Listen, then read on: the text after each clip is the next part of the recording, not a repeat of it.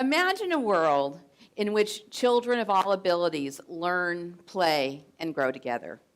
A world in which ability does not stand in the way of making friends or dictate where you get to go to school or who you get to study with. That's what I do every day. I try to think about how we make this become a reality, how we try to understand and appreciate the power and the promise of inclusive education. So what is inclusion? Inclusion is not a strategy, an instructional strategy.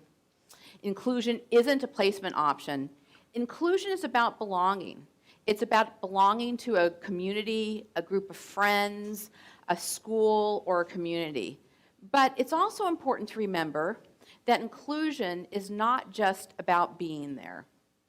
We've all probably had the experience where you walk into a room full of people and you don't belong. You're not a member. That doesn't feel very good. So how do we fix that to make sure that the children that we're working with don't experience this idea of not belonging? Well, we do that through instruction. We do that through teaching. What we want to learn and what we've learned is that teaching works. Instruction is important. But it's also important to realize that instruction doesn't just happen. Instruction is intentional. Instruction is planned. Instruction helps all of us be more successful. Whether you're a child learning how to negotiate their environment or a little boy with disabilities who's learning how to use language, or a child in elementary school trying to tackle two-digit addition or trying to learn how to ride a bike, or you're a 50-plus something non-digital native who's trying to figure out how to use her new iPad, instruction works. And we all benefit from good instruction. Now, we sometimes as adults forget how important good instruction is because we don't venture very far out of our comfort zone and try and learn new things. So one of the things that I do every year is encourage my graduate students to try to learn a new thing. And they all look at me with a perplexed look and say, we're in graduate school, we're learning new things every day. And I say, yeah, but by the time you get into graduate school, you know how to do school. So try to learn something else. Try to learn something in a domain that you're not very good at. And I follow my own advice. So every so often I try to learn a skill or achieve something in an area that I'm not very good at. And that's how I ended up doing a triathlon for my 50th birthday and understand, thank you,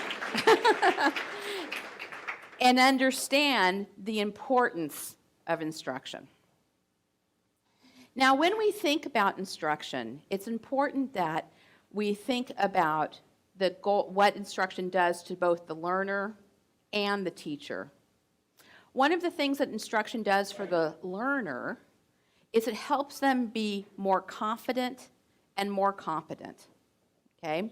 When we have good instruction, the learner, the children, become better at what you're teaching them how to do. The teacher becomes more confident as well because there's nothing more reinforcing than a teacher than seeing their students achieve. And really, there's no way to make a child feel better about him or herself than to help them be successful in their learning. If you want to teach someone, you want to increase someone's self-esteem, teach them how to read. That's how you do it. Now, the thing about instruction, though, is that it's important to think about what you're teaching. Often when people come to see the inclusive preschools that we run at the University of Washington, they'll say to me, isn't it great? I can't tell who has a disability and who doesn't have a disability. That always makes me happy. But isn't it great the way that children just naturally interact together? And you know, we have about 50 years of data that tell us that if you have children with and without disabilities and you don't do anything special, what you'll have is you'll have children with and without disabilities in a room together, not interacting. So if we want them to interact together, we need to teach it. If we want children to be helpful towards each other, to interact and be friendly towards each other, we need to teach it. If we want children to care about other people in their classroom, we need to teach it. And that teaching is intentional. The other thing about that teaching is that it's data-based. What I mean by that is that good instruction yields good outcomes. In fact, we like to think about it as saying that student failure is instructional failure. When a child doesn't learn what we want him or her to learn, it's because we haven't taught it to them in the right way. It's not because we're necessarily bad teachers. It's because maybe we haven't figured out the right way to teach it yet. Maybe we don't have control of all the elements that we need to be able to have control of. But when a student isn't making progress in an area, what that teaches us is that we need to change our instructional strategy. Well, instruction is important. It's only important if you're teaching valued skills, activities, and outcomes. When we are very interested in thinking about what children learn from being in inclusive environments. Now, when we started studying inclusion, I was working with some colleagues, and we studied about 35 children for 5 years. And these were children ranging from preschool to high school. And they had severe disabilities, and we observed them many, many times over the course of 5 years.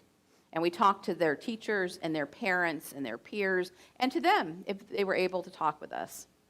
Because we were interested in finding out what the benefit was of inclusion. We all knew there was a benefit. We saw the benefits. We heard the stories. And in fact, one of the stories we heard every year was what I like to call the birthday party story. So imagine that you have a third grader who's always been, with severe disabilities, who's always been in a segregated classroom. And this year, because their school has decided to embrace inclusion, the child is in a general education classroom with support. And about 3 months into the school year, Ryan, our third grader, comes home, and in his backpack is a birthday party invitation. And his parents say this is the first time he's ever been invited to a birthday party. That's a big outcome, okay? But it's not the outcome of inclusion. The number of party invitations you get is not the outcome, but it's an indicator of an outcome. And what are the outcomes we're looking for? The outcomes we're looking for are membership, relationship, and skills.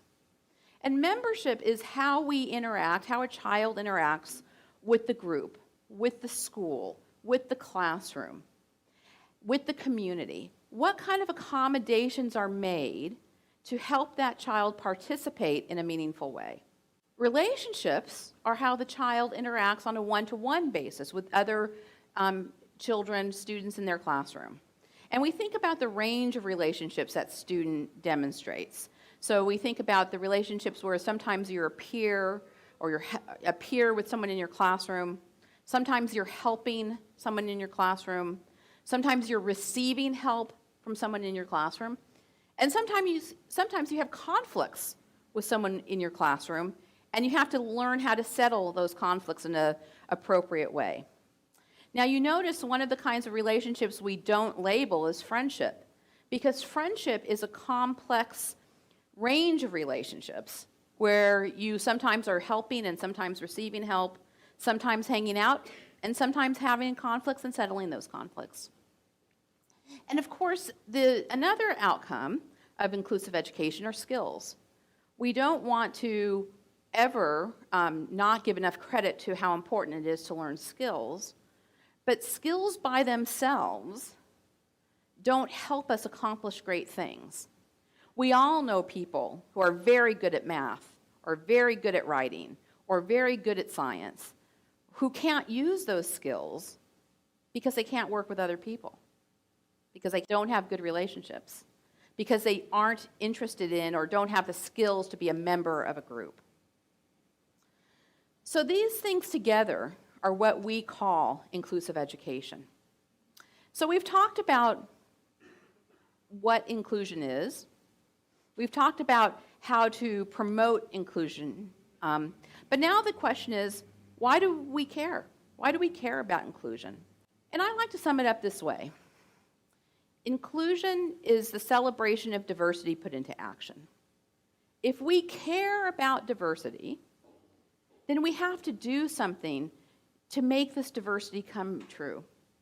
Just like we have 50 years of data about children with and without disabilities that playing together, that if you put them in a room and you don't do anything special, you'll have children with disabilities and without disabilities in a room not playing together. But we know that if we use our smart instructional practices to facilitate interaction, everyone benefits. And that's the power and the promise of inclusion. Making sure that everyone is supported, everyone is challenged, and everyone benefits in this great inclusive world that we have. Thank you.